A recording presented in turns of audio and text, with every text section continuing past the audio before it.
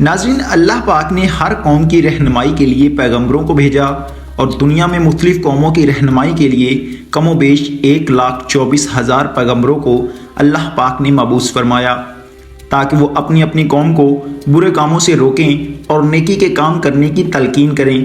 اسی طرح اللہ تعالیٰ نے اپنے آخری نبی حضرت محمد صلی اللہ علیہ وآلہ وسلم کے بعد نبوت کا دروازہ بند کر دیا۔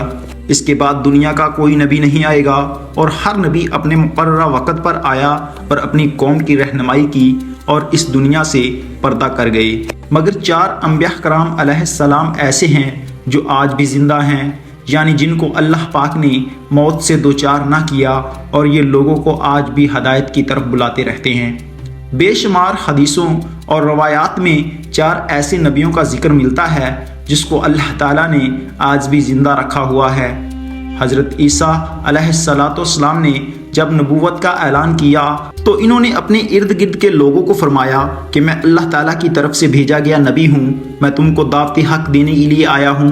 لیکن جس قوم پر اللہ تعالیٰ نے حضرت عیسیٰ علیہ السلام کو مبعوث فرمایا وہ یہودی قوم تھی، اور اللہ تعالیٰ نے یہودیوں کی کتاب میں لکھا ہوا ہے کہ ایک ایسا نبی آئے گا جو یہودیوں کے دین کو ختم کر دے گا۔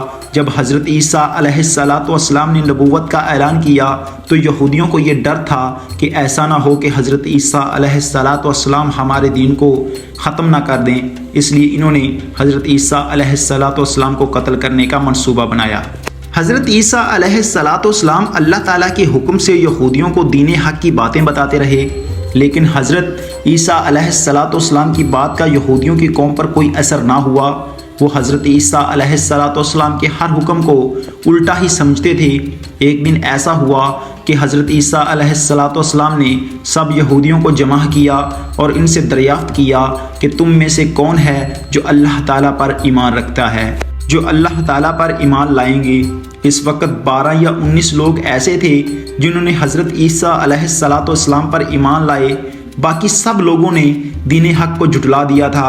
انہوں نے حضرت موسیٰ علیہ السلام کی کوئی بات نہ مانی اور وہ حضرت عیسیٰ علیہ السلام کو برا بھلا کہتے رہے۔ یہودیوں نے سوچا کہ اگر ہم خاموش بیٹھے رہے تو حضرت عیسیٰ علیہ السلام کی جماعت میں دن بدن اضافہ ہوتا جائے گا، اسی طرح ہمارا دین ختم ہو جائے گا۔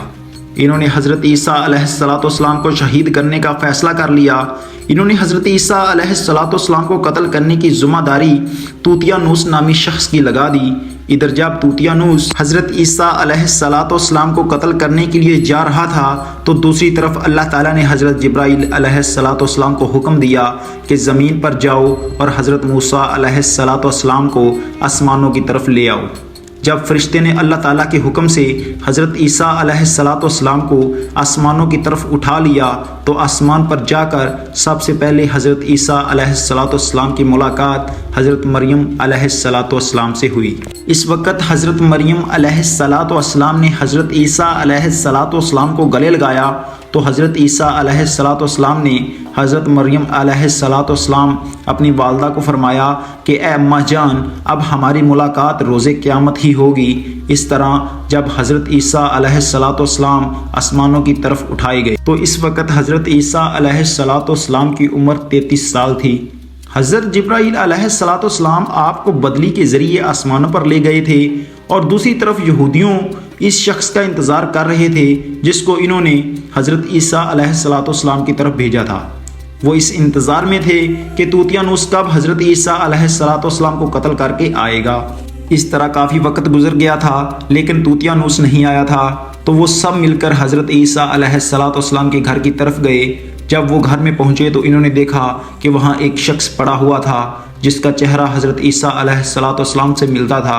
انہوں نے اس شخص کو قتل کر دیا اور انہوں نے دیکھا کہ یہ چہرہ تو حضرت عیسیٰ علیہ السلام سے ملتا جلتا تھا۔ جب انہوں نے غور کیا تو وہ شخص توتیانوس تھا جن کو انہوں نے حضرت عیسیٰ علیہ السلام کو قتل کرنے کے لیے بھیجا تھا۔ اس پر یہودی بھی 2 حصوں میں تقسیم ہو گئے تھے، وہ آپس میں ہی لڑنے لگ گئے تھے۔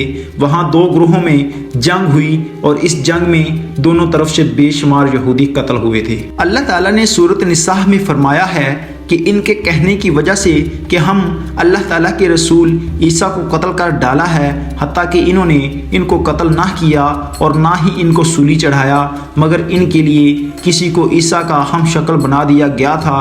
بے شک جو اللہ کے بارے میں اختلافات کر رہے ہیں وہ شک میں پڑے ہوئے ہیں اور ان کے پاس کچھ بھی علم نہیں ہے۔ آپ قیامت سے پہلے زمین پر تشریف فرما ہوں گے اور حضرت عیسیٰ علیہ السلام سنت نبوی کے مطابق زندگی بسر کریں گے۔ حضرت عیسیٰ علیہ السلام صلیب کو توڑیں گے، پھر آپ علیہ السلام دجال کا جڑ سے خاتمہ کریں گے۔ حضرت عیسیٰ علیہ السلام 7 برس تک اس دنیا میں زندگی بسر کریں گے اور آپ علیہ السلام اللہ تعالیٰ کے دین کو عام کریں گے۔ جو لوگ یہ کہتے ہیں کہ حضرت عیسیٰ علیہ السلام قتل ہو گئے ہیں یا پھر سولی پر لٹکائے گئے ہیں، وہ دین اسلام سے خارج ہیں، وہ کفر کر رہے ہیں۔ ناظرین، دوسرے نمبر پر حضرت خضر علیہ السلام بھی اللہ کے حکم سے زندہ و جاوید ہیں، انہیں بھی موت نہ آئی اور نہ ہی آئے گی۔ ایک روایات میں آتا ہے کہ ایک مرتبہ حضرت محمد صلی اللہ علیہ وآلہ وسلم اپنے صحابہ کرام کو حضرت خضر علیہ السلام کا قصہ سنایا اور آپ صلی اللہ علیہ وآلہ وسلم نے فرمایا کہ حضرت خضر علیہ السلام کے باپ ایک بادشاہ تھے جو حضرت خضر علیہ السلام کو اپنی بادشاہت سے نوازنا چاہتے تھے، لیکن حضرت خضر علیہ السلام کو اپنے باپ کی سلطنت پسند نہ آئی تھی، اس لیے انہوں نے اپنے باپ کی سلطنت کو ٹھکرا دیا تھا۔ آپ علیہ السلام جنگلوں اور سمندر کی طرف چلے گئے جہاں آپ کو کوئی ڈھونڈ نہ سکیں۔ اسی دوران آپ علیہ السلام کا گزر ایک آب حیات چشمے سے ہوا۔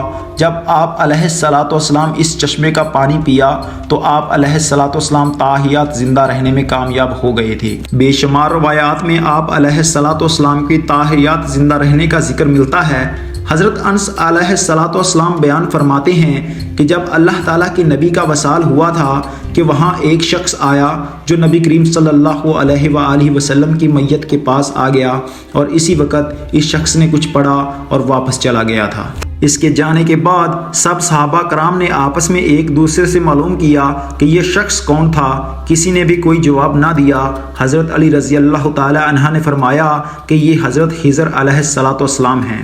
حضرت خضر علیہ السلام بھٹکے ہوئے لوگوں کو اللہ تعالیٰ کی طرف گامزن کرتے ہیں اور ان کو سیدھا رستہ دکھاتے ہیں اور مصیبت زدہ لوگوں کی مدد کرتے ہیں۔ حضرت خضر علیہ السلام بہت ہی نیک اور خدا ترس انسان ہیں۔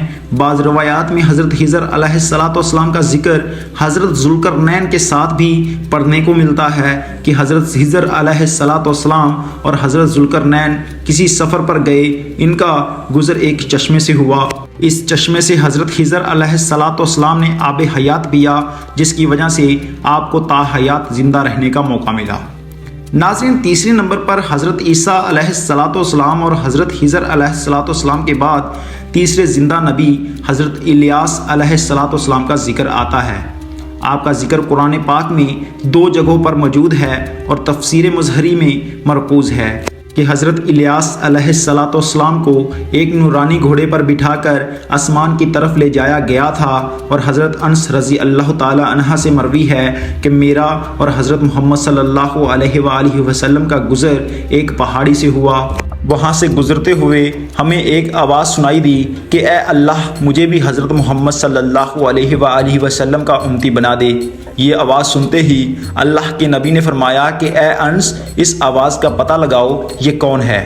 حضرت انس رضی اللہ تعالی عنہ فرماتے ہیں کہ جب میں اس پہاڑی کے اندر گیا تو میں دیکھتا ہوں کہ ایک سفید پوش بزرگ اللہ کی عبادت میں مشغول تھا۔ جب اس نے مجھے دیکھا اور کہا کہ اے بندے، تو محمد صلی اللہ علیہ وآلہ وسلم کا صحابی ہے، حضرت انس نے فرمایا کہ ہاں، میں حضرت محمد صلی اللہ علیہ وآلہ وسلم کا صحابی ہوں۔ تو اس بندے نے کہا کہ میرا سلام حضرت محمد صلی اللہ علیہ وآلہ وسلم کو پہنچا دو، اور محمد صلی اللہ علیہ وآلہ وسلم سے عرض کرنا کہ حضرت الیاس آپ کو ملنا چاہتے ہیں۔ صحابی نے واپس آ کر حضرت الیاس کا پیغام آپ کو دیا اور آپ مجھے ساتھ لے کر وہاں چلے گئے۔ حضرت الیاس علیہ السلام کے پاس پہنچے تو میں پیچھے ہٹ گیا اور حضرت محمد صلی اللہ علیہ وآلہ وسلم اور حضرت الیاس کافی دیر تک آپس میں بات چیت کرتے رہے اور اللہ تعالیٰ کی طرف سے آسمان سے کھانا نازل ہوا۔ تو حضرت محمد صلی اللہ علیہ وآلہ وسلم نے مجھے بھی بلا لیا اور ہم تینوں نے مل کر کھانا کھایا، اور جب کھانا ختم ہوا تو میں نے دیکھا کہ ایک سفید پرندہ آسمان سے نیچے کی طرف آ رہا ہے، اور وہ حضرت الیاس علیہ السلام کے پاس آیا تو حضرت الیاس علیہ السلام اس پر سوار ہو کر آسمان کی طرف چلے گئے۔ چوتھے نبی جو ابھی تک زندہ ہیں وہ حضرت ادریس علیہ السلام کے بارے میں زندہ ہونے کی روایات ملتی ہیں۔ قرآن مجید کی سورت مریم کی آیت نمبر 56 اور 57 میں آپ کا ذکر اس طرح ملتا ہے کہ وہ ایک نیک پرہیزگار انسان اور نبی تھے کہ اللہ تعالیٰ نے حضرت ادریس علیہ السلام کو جنت سے اٹھا لیا تھا، اور شب معراج کے موقع پر چوتھے آسمان پر حضرت محمد صلی اللہ علیہ وآلہ وسلم اور حضرت ادریس علیہ السلام کی ملاقات ہوئی تھی۔ حضرت ادریس علیہ السلام کا چھٹے آسمان پر ہونے کا ذکر بھی ملتا ہے، اور حضرت ادریس علیہ السلام زمین کی سیر و سیاحت کے ساتھ ساتھ اللہ کے ذکر میں مشغول رہتے تھے، اور حضرت ابن عباس رضی اللہ تعالی عنہ نے فرمایا کہ حضرت ادریس علیہ السلام ایک درزی کا کام بھی کرتے تھے۔ آپ کپڑوں کی سلائی کرتے رہتے تھے اور اللہ کا ذکر بلند کرتے رہتے تھے، اور جب شام ہوتی تھی تو آپ کی نیکیاں بے تحاشا ہو جاتی تھی، اور زمین پر رہنے والوں انسانوں سے سب سے زیادہ نیکیاں آپ کے ہاں شمار ہوتی تھیں، اور آپ کو زندہ آسمان کی طرف اٹھا لیا گیا تھا، پر آپ نے موت کے فرشتے سے کہا کہ مجھے موت کا مزہ چکھنا ہے۔ آپ کے کہنے پر موت کے فرشتے نے آپ کی جان نکال لی، اور پھر اللہ کے حکم سے آپ کو زندہ کر دیا۔ آپ نے فرشتوں سے درخواست کی کہ میں دوزخ کو دیکھنا چاہتا ہوں، پھر آپ کو دوزخ میں لے جایا گیا، اور پھر آپ نے جنت کی سیر کرنے کا کہا تو آپ کے کہنے پر آپ کو جنت کی سیر بھی کروائی گئی۔